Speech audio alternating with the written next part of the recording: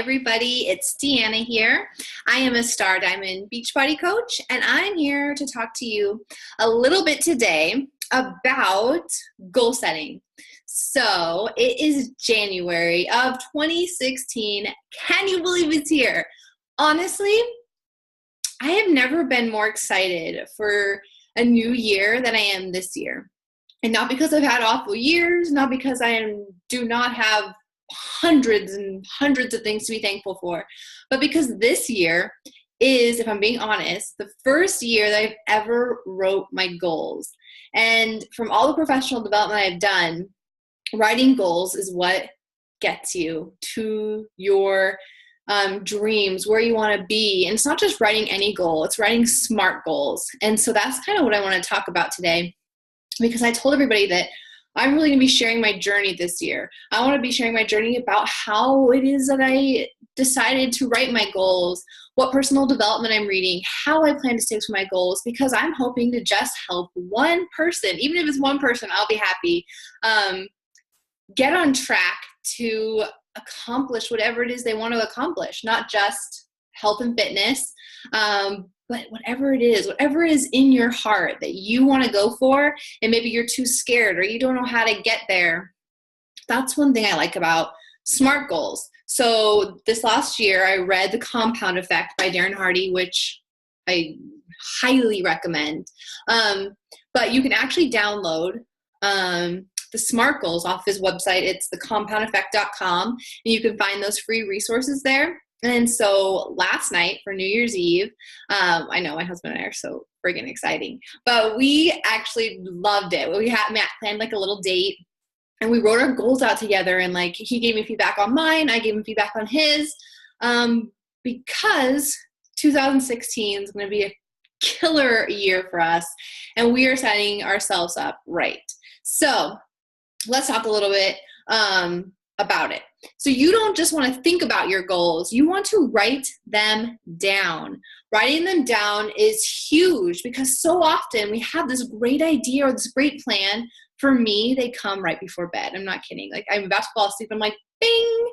I'm like, really? So I noticed that, like, if I'm not writing things down, they get lost, and I'll be like, what was that again? Or they're just gone forever. So write them down. It's very, very important. And think big. This is not the time to be like, okay, I know that's never going to happen. Who cares? Start big. Make it a hairy, scary goal.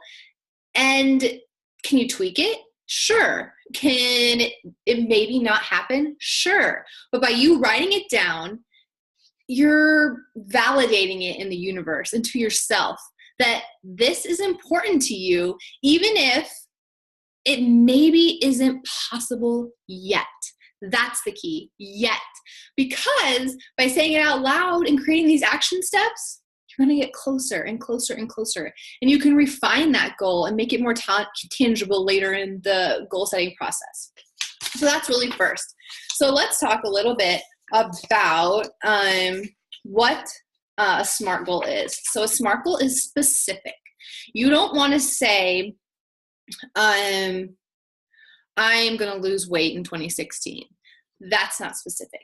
You can say something like, I plan to lose 3 pounds by March 1st.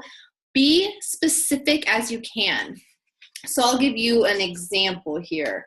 One of mine is get 7 hours of sleep. I'm not just putting sleep more. That's something I really, really struggled with in the last half of 2015 was sleep. And I have done tons of research on how important it is to cultivate the champion's mindset, which is my theme of 2016. So I'm specific. I'm also not going to set myself up for failure by saying I'm going to sleep from 10 p.m. to 6 a.m. because that's not likely. Stuff happens, stuff comes up. So if I put 7 hours of sleep on average, then I'm giving myself some leeway so that I'm not setting myself up for failure there. Next is the M, so measurable. How are you going to measure this? So going back to my sleep example, I'm measuring it through my Fitbit. I have the Fitbit HR, and it measures your sleep. So that's one of my measurable tools. For most of my goals, I also have like a quarterly check-in where I'll review how it's going, tweak it if I need to, because I want to be successful and I always want to be revisiting them. So make it measurable. That's very important because you want to be able to check yourself. So when you're writing your goals, constantly ask yourself, how am I going to do this? How am I going to show it to myself? For me, having an accountability partner is huge. It can be your best friend. It can be a spouse, a partner, just someone who you share your goals with, who you can check in with. Because if it's your best friend or your spouse, they care about you and they want to help. So let them. Secondly, make sure that your goals are attainable. Make sure that they're realistic. So when you write your big, hairy, scary goal, that is great. But then we need to start thinking, okay, so that's the big, hairy, scary thing. What are some attainable things that you can do? They need to stretch you and push you out of your comfort zone, but they can't, you don't want them to debilitate you. You don't want them to stop you in your tracks and freeze you out of fear either. So make it tangible and attainable and realistic. So things you have control over. So like sleep, I have control over when I wake up and when I go to bed. I have control over my workouts and when I schedule them. Doesn't matter when you do them, just schedule them and do them when you say you're going to do them. So that's kind of what I mean by attainable. Next, relevant. So this is one that's really important. Are your goals you set above in alignment with your core values? How does it play into your bigger picture? So my overarching goal is the champion's mindset. So getting sleep, as we know from research, is good for your brain. By actually depriving yourself of sleep over and over and over again each night, you actually can start acting like a crazy person, like that you drink too much, or you're just not fully there and you're not fully present. And that's important to me. And I use my mind all the time in research and in my business. And I give 100%. And you can't give 100% if you are not 100% there because you're not sleeping. So that is important. Lastly, make it time sensitive. You want to add urgency. You want to create deadlines for yourself. Check-in times. Those are important. If you just put in 2016, I will lose 50 pounds, that's better. It's more specific. But have a check-in time. Write a date where you're going to check in, where you want to be, so that you can readjust and reevaluate what's working, what's not working, what do you need to tweak. So those are the SMART goals. And something else that Darren Hardy will talk about is the different categories of your life. So Brian and I, and you'll see this if you go on to the free resource, we went through, and so you have mental as a category. So whether it's reading every day, listening to audio, something mental like that, you write down 8 goals. And these are where you write down, don't worry, these are not all going to be where you end up. These are where you dream. And you write down what first comes to your head without second guessing yourself. Just pretend that anything is possible right now. And this ended up being really fun. We really learned a lot about ourselves here. So you have mental, you have family. One thing that I wrote down was, date night once a week with Brian.